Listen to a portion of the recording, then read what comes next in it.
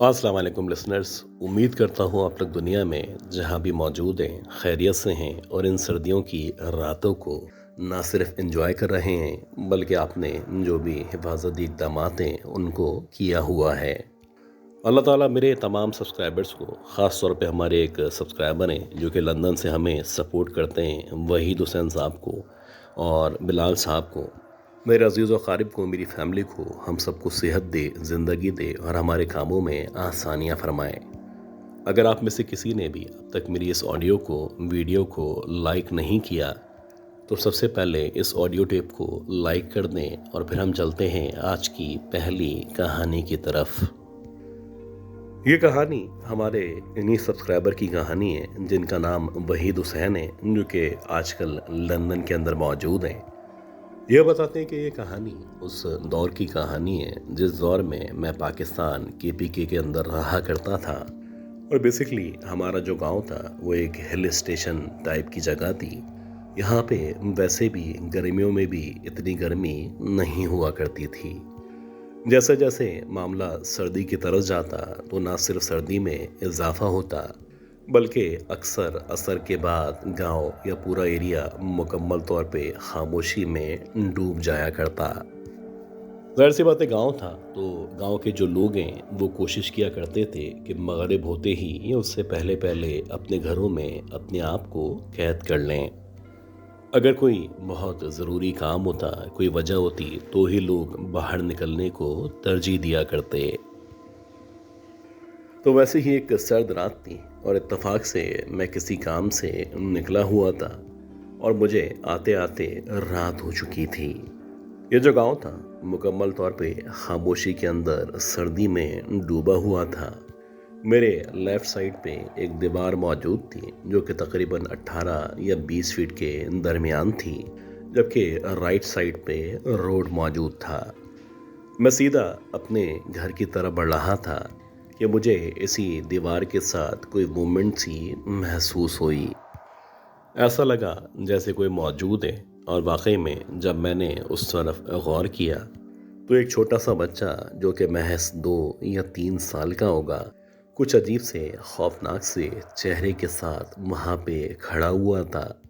और अजीब बात ये थी कि ना सिर्फ उसका चेहरा बहुत ही भयानक, बहुत ही खौफनाक था, बल्कि ऐसा लग रहा था इस अंधेरे में उसकी आंखों से लाल शोले या अंगारे चमकते हुए महसूस हो रहे हैं।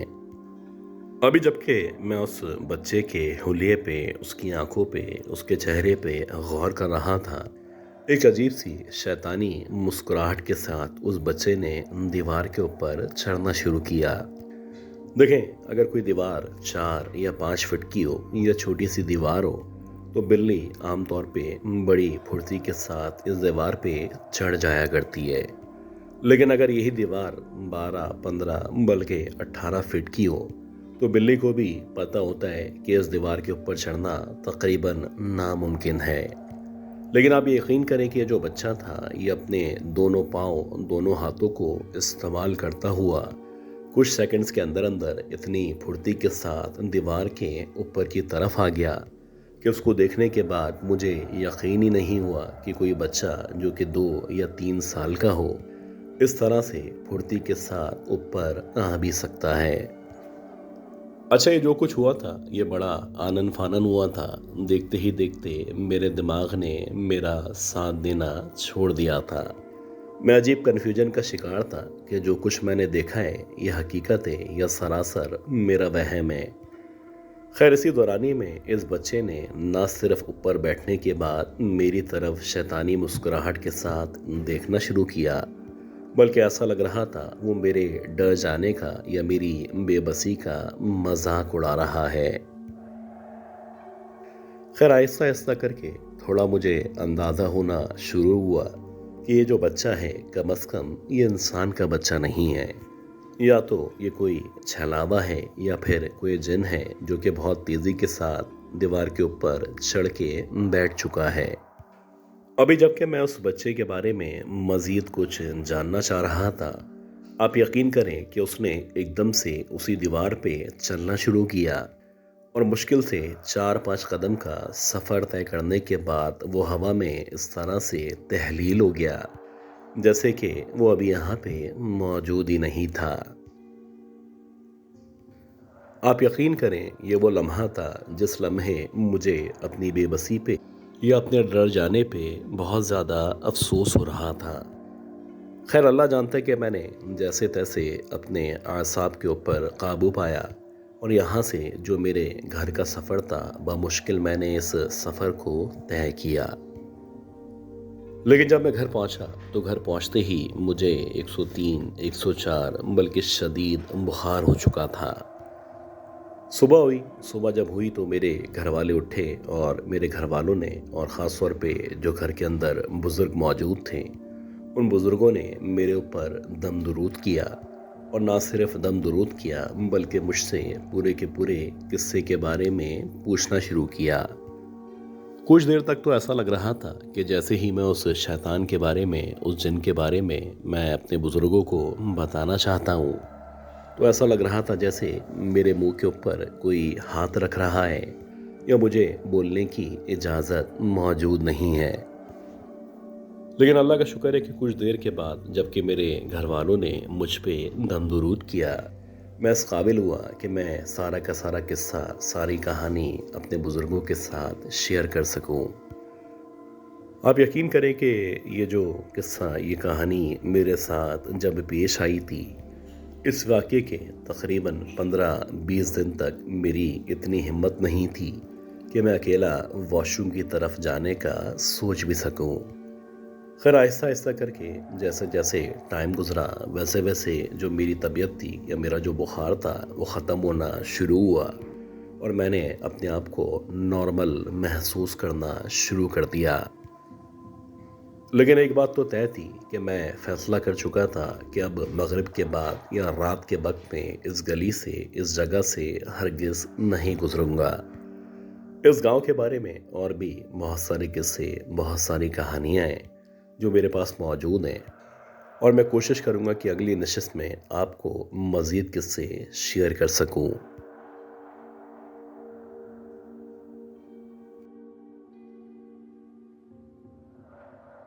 अच्छा गाइस, उम्मीद करता हूँ ये जो पहली स्टोरी थी, ये कहानी, ये स्टोरी आपको ज़रूर पसंद आई होगी। अब हम चलते हैं आज की दूसरी बहुत ही खौफनाक कहानी की तरफ और मैं उम्मीद करता हूँ कि आपने अब तक इस ऑडियो को, इस वीडियो को लाइक ज़रूर कर दिया होगा।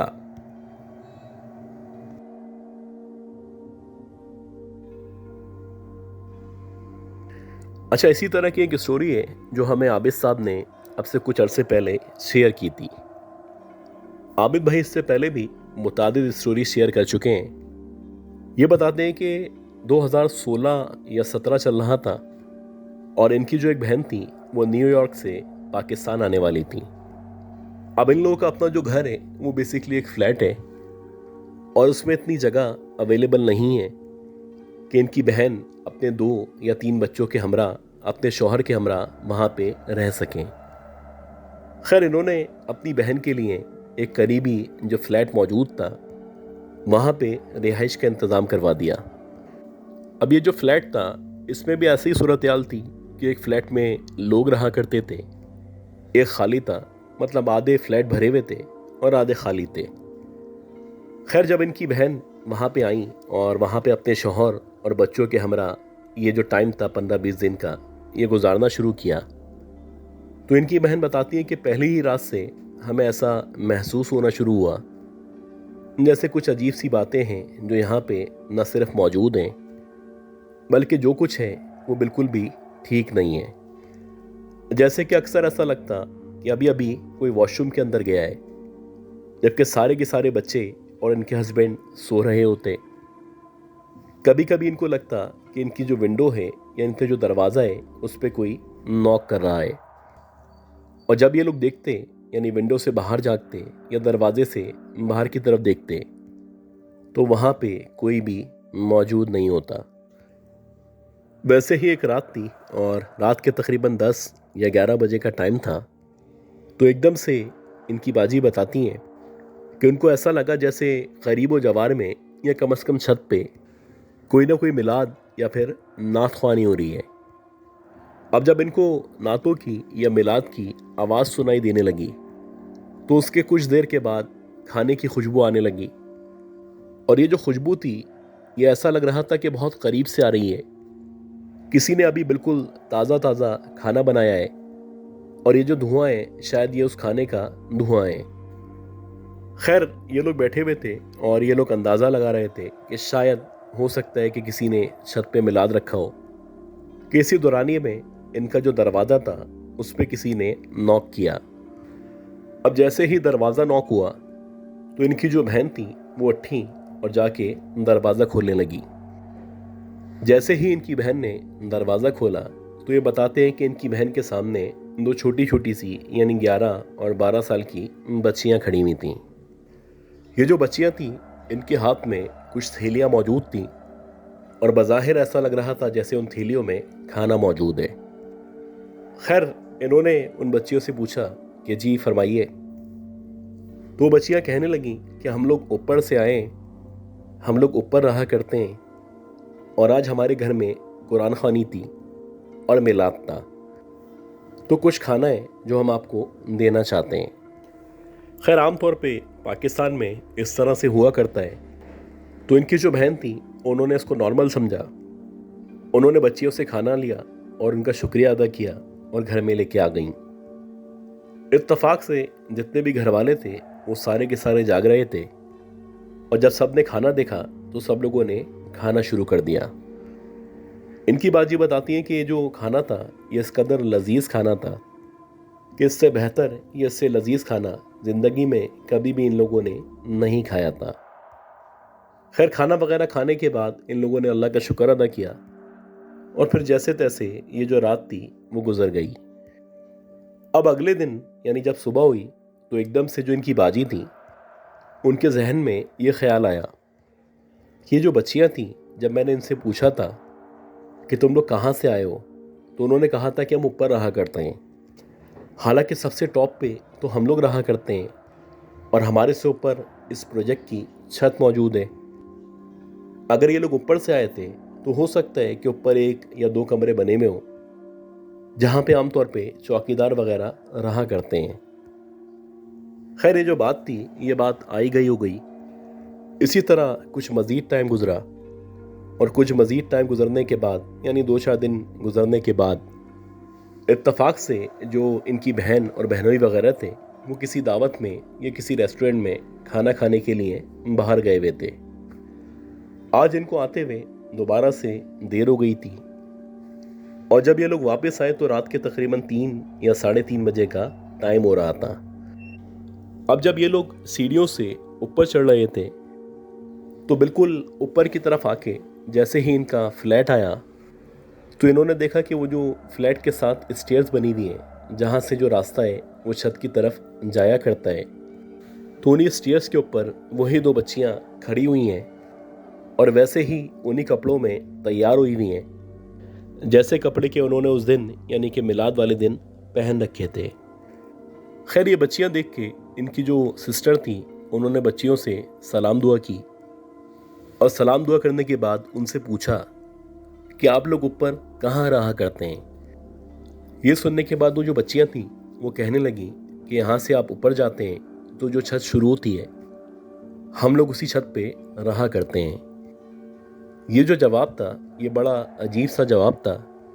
इस महंगे इलाके में या इस महंगे प्रोजेक्ट में चौकीदार का खुले आसमान के नीचे रहना या अपने बीवी बच्चों को इस तरह से रखना, कभी भी इसके बारे में सोचा नहीं जा सकता था। खैर, इनकी बहन को ये जो जवाब था ये समझ में नहीं आया।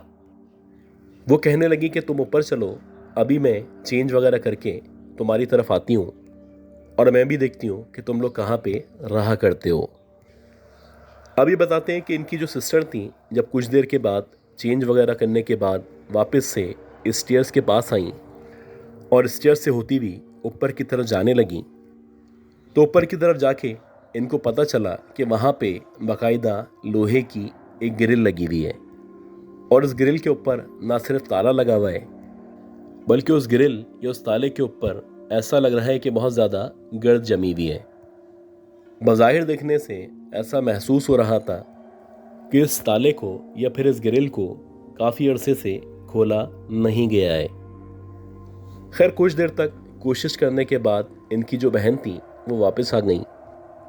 और अगले दिन इत्तेफाक से जब इनकी मुलाकात इस प्रोजेक्ट के चौकीदार से हुई तो इन्होंने बातों बातों में उस चौकीदार से पूछा कि छत के ऊपर जो बच्चियां रहा करती हैं वो बिला आखिर कौन हैं और वो छत के ऊपर कहाँ पे रहा करती हैं।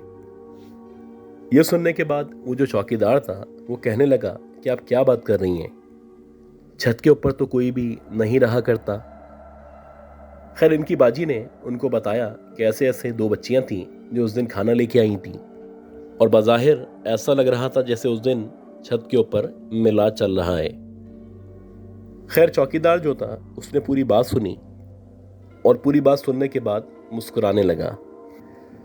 जब चौकीदार ने मुस्कुराना शुरू किया तो इनकी बहन ने उससे इंसिस्ट किया कि भाई सही बात बताओ। तो वो कहने लगा कि अक्सर ऐसा हुआ करता है कि जो टॉप फ्लोर्स हैं यहाँ पे 2 बच्चियाँ जो कि बड़ी खूबसूरत सी बच्चियाँ हैं नज़र आया करती हैं और देखते ही देखते छत पे जाके या गिरिल से आर पार होके गायब हो जाती हैं। कहा जाता है कि ये दोनों जो बच्चियां हैं ये बेसिकली जन्नात की बच्चियां हैं और कुछ पाक जन्नात हैं जो इस प्रोजेक्ट की न सिर्फ छत पे मौजूद हुआ करते हैं बल्कि अक्सर छत के ऊपर से अजान की भी आवाज़ आया करती है।